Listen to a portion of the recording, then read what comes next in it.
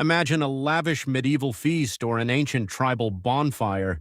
You see roasted boar, deer, juicy beef, and tender poultry. Kilua sits at the table looking puzzled at his plate. Where are the wolves? Where are the lions, tigers, or bears? Throughout history, humans killed top predators, yet we almost never put them on our dinner menu. Why did ancient hunters ignore predator meat? Why did our ancestors choose cows over carnivores? Kilua turns to the viewer, scratching his head. Was it fear, dangerous parasites, or basic survival math?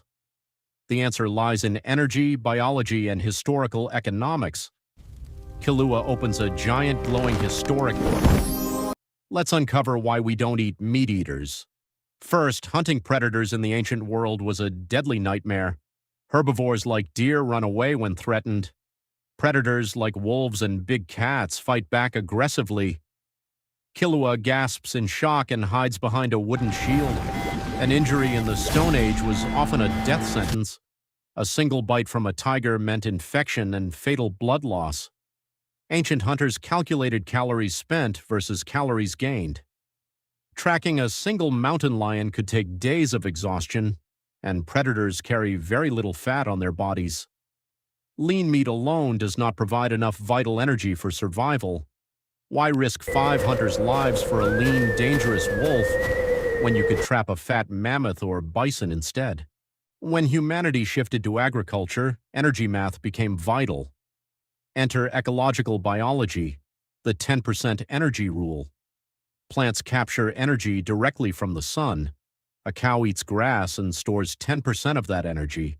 If you eat the cow, you get that stored energy efficiently. To raise a lion, you must feed it hundreds of cows. You lose 90% of energy at every single step. Kilua facepalms in front of a chalkboard of math equations. Farming carnivores would bankrupt any ancient civilization. Herbivores eat free grass.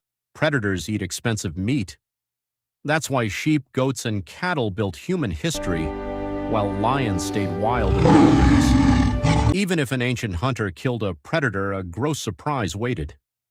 Predator meat sits at the top of the food chain, accumulating toxins. Polar bear liver, for example, contains lethal levels of vitamin A. Early Arctic explorers died just from eating a few bites. Then come the deadly microscopic parasites. Wild carnivores carry high rates of trichinosis. Without modern ovens, ancient cooking left these worms alive. Kilua sticks out his tongue in disgust, holding his stomach. And finally, the taste was reportedly horrible. Carnivore meat is tough, extremely gamey, and bitter. Because predators break down protein for energy, meat tastes like ammonia.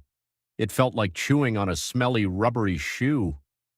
Were there any exceptions in human history?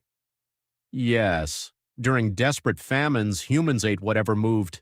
Some cultures ate bear meat but cooked it thoroughly. Warriors sometimes ate tiger hearts in sacred rituals for courage. And dogs, omnivores, were eaten in specific crisis times. Kilua nods in agreement, holding an ancient scroll.